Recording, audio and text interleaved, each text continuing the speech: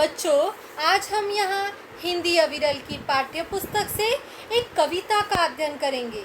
अपने विषय पर आने से पहले मैं आप लोगों को यहाँ पर रामायण के दो ऐसे पात्रों के बारे में बताने जा रही हूँ जिनके बारे में आप जानते होंगे।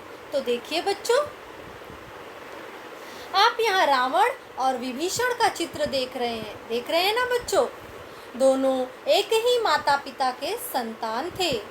दोनों को एक ही प्रकार के संस्कार मिले, फिर भी दोनों के व्यवहार में बहुत अंतर था।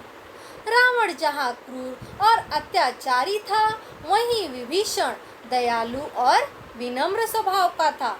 रावण के क्रूर और अत्याचारी स्वभाव के कारण ही उसका विनाश हुआ और विभीषण लंका के राजा बने।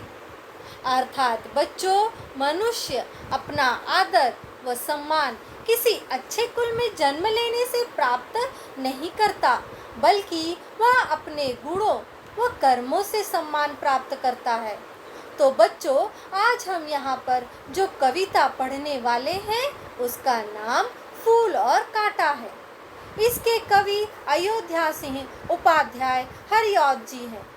इनका जन्म 15 अप्रैल 1865 को हुआ था।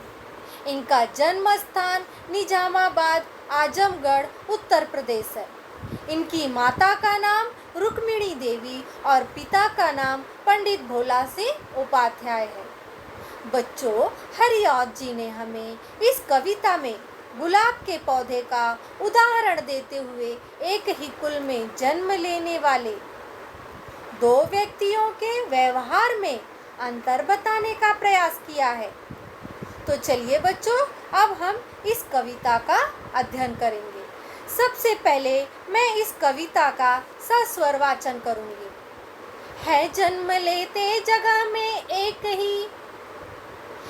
ही पौधा उन्हें है पालता, रात में उन पर चमकता चांद भी एक ही सी चांदनी है डालता। मेह उन पर है बरसता एक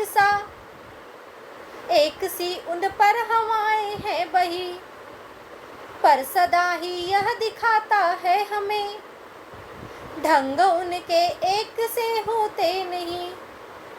छेद कर काटा किसी की उंगलियां, फाड़ देता है किसी के वरवसन। प्यार डूबी तितलियों का परकुतर, भौर का है वेद देता शाम तन। फूल लेकर तितलियों को गोद में, भौर को अपना अनूठा रस पिला। निज सुगंधों और निराले रंग से है सदा देता कलीजी की खिला। है खटकता एक सबकी आंख में, दूसरा है सोहता सुरशीस पर। किस तरह कुल की बड़ाई काम दे, जो किसी में हो बड़प्पन की कसर। इसके कवि का नाम अयोध्या सिंह उपाध्याय हरिऔध जी है। बच्चों, अब मैं आपको यहाँ पर इस कविता का अर्थ समझाऊंगी।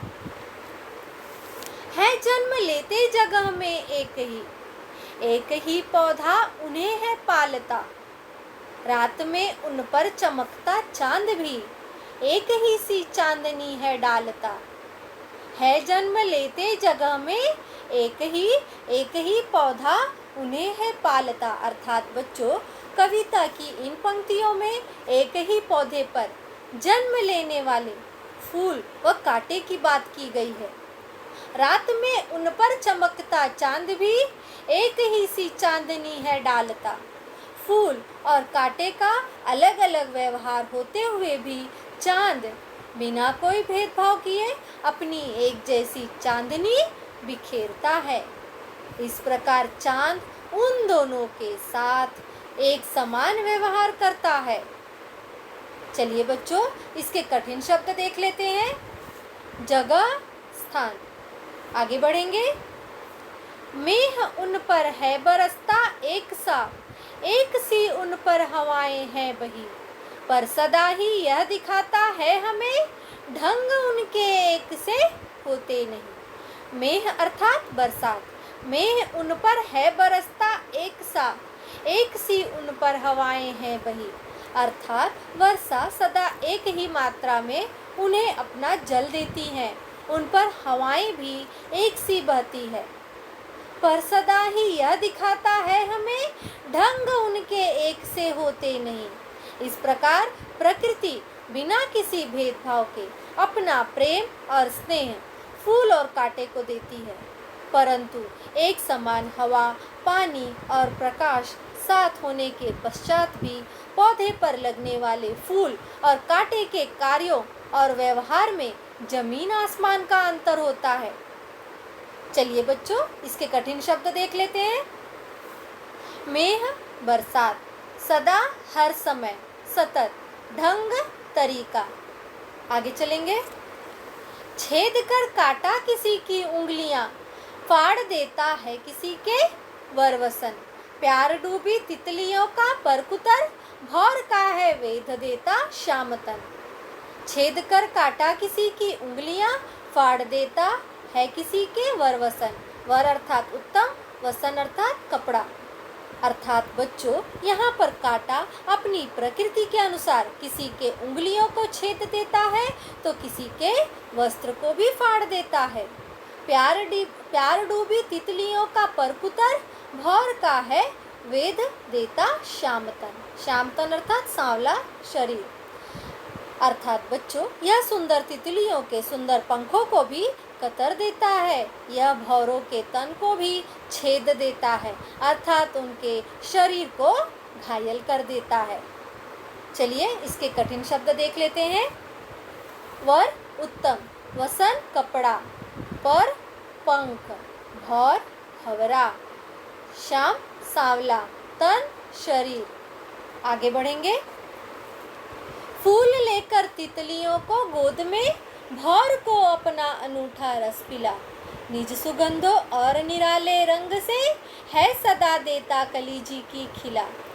फूल लेकर तितलियों को गोद में, भौर को अपना अनूठा रस पिला। अनूठा अर्थात अनोखा। अर्थात बच्चों, फूल अपनी प्रकृति के अनुसार तितलियों को अपनी गोद में जगह देता है और भौरों को अपना मधुर रस पिलाता है। निज सुगंधों और निराले रंग से है सदा देता कली जी की खिला।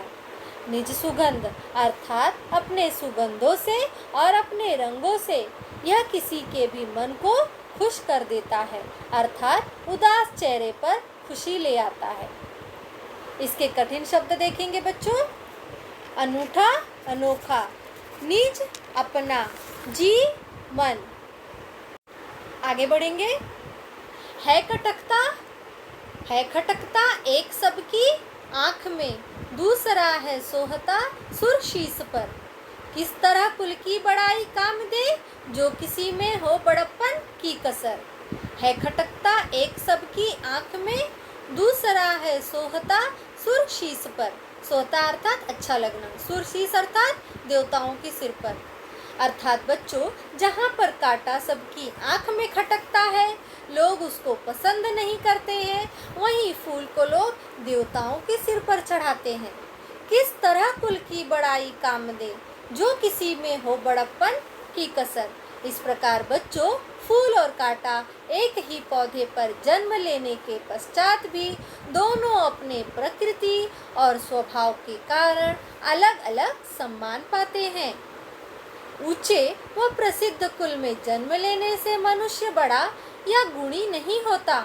मनुष्य बड़ा और मशहूर होता है अपने स्वभाव, कर्मों, गुणों और अपने चरित्र से। इसके लिए ऊंचे कुल में जन्म लेने की कोई आवश्यकता नहीं होती है। चलिए बच्चों, इसके कठिन शब्द देख लेते हैं। खटकता चुभता, सोहता शोभा बढ़ाना, अच्छा लगता, कुल वंश, कसर कमी। तो बच्चों, हरिऔध जी ने हमें इस कविता के माध्यम से यह संदेश देना चाहते हैं कि हमें फूलों की तरह विनम्र बनना चाहिए, ताकि सब हमें पसंद करें। हमें कभी किसी के साथ दुर्व्यवहार नहीं करना चाहिए। हमें सदा परोपकार करना चाहिए और अपने चारों ओर प्रसन्नता और सकारात्मकता का प्रसार करना चाहिए। तो चलिए बच्चों, अब हम इस कविता का वापस से पठन करेंगे। आप सभी मेरे पीछे पीछे बोलिएगा। है जन्म लेते जगह में एक ही पौधा उन्हें है पालता। रात में उन पर चमकता चांद भी एक ही सी चांदनी है डालता।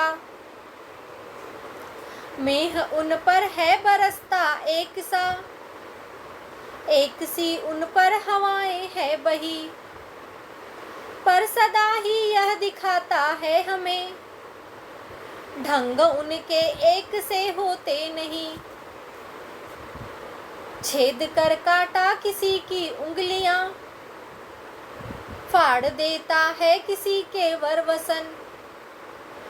प्यार डूबी तितलियों का परकुतर, भौर का है वेध देता श्याम तन। फूल लेकर तितलियों को गोद में, भौर को अपना अनूठा रस पिला।